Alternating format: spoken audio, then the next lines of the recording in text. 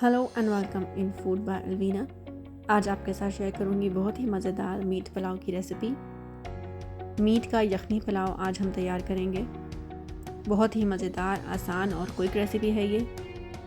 पुलाव तकरीबन हर ही घर में तैयार होता है और बहुत ही शौक़ से पसंद किया जाता है, तो मैंने सोचा मैं भी आपके साथ शेयर करती हूँ अपनी रेसिपी को। तो आइए शुरू करते हैं आज की रेसिपी।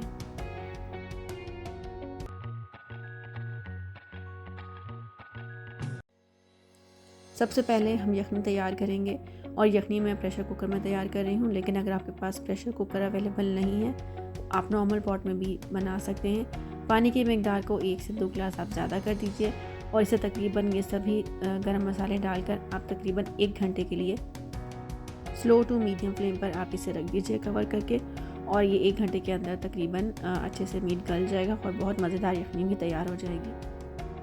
मैंने इसमें गार्लिक पेस्ट ऐड किया है। अगर आप चाहें तो आप साबुत भी इसके अंदर डाल सकते हैं, उसको आप बिल्कुल चॉप मत कीजिए, वो भी 1 घंटे में या फिर प्रेशर कुकर के अंदर बहुत ही जल्दी से गल जाएगा। प्याज को हम अच्छे से ब्राउन कर लेंगे क्योंकि हम चाहते हैं कि जो कलर है राइस का वो बहुत ही अच्छा आए।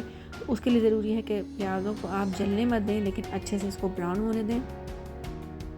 मैं बहुत ही ज़्यादा स्पाइसेस नहीं ऐड करती पुलाव के अंदर, ताकि जो टेस्ट है वो अच्छा रहे। और रेड चिलीज़ भी मैं ऐड नहीं कर रही, मैं सिर्फ ग्रीन चिलीज़ इसके अंदर ऐड कर रही हूँ। अगर आप रेड चिलीज़ ऐड करते भी हैं तब भी आप थोड़ी मकदार में कीजिए, वरना जो आपका पुलाव है वो भी बहुत सालन की तरह टेस्ट करेगा।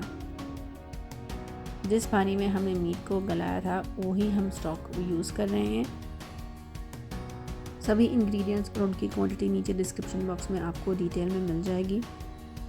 मैं पहले भी अपने चैनल पर बहुत ही मज़ेदार मसाला मीट पुलाव की रेसिपी शेयर कर चुकी हूँ। बहुत ही मज़ेदार रेसिपी है, ज़रूर ट्राई कीजिएगा इस रेसिपी को। थोड़ी सी डिफरेंट है, इसके स्पाइसेस थोड़े से डिफरेंट है, लेकिन अल्टीमेटली बहुत ही मज़ेदार रेसिपी तैयार होती है। होपफुली आप इसको भी ज़रूर ट्राई करेंगे। मैंने हाफ़ एन आवर के लिए राइस को सोक किया था और उस हिसाब से मैंने 1 गिलास चावल के में तकरीबन 1.5 गिलास पानी ऐड किया है। तो आप उस हिसाब से जो भी आपका क्वांटिटी आप ऐड करते हैं राइस के लिए वो आप ऐड कर लीजिएगा।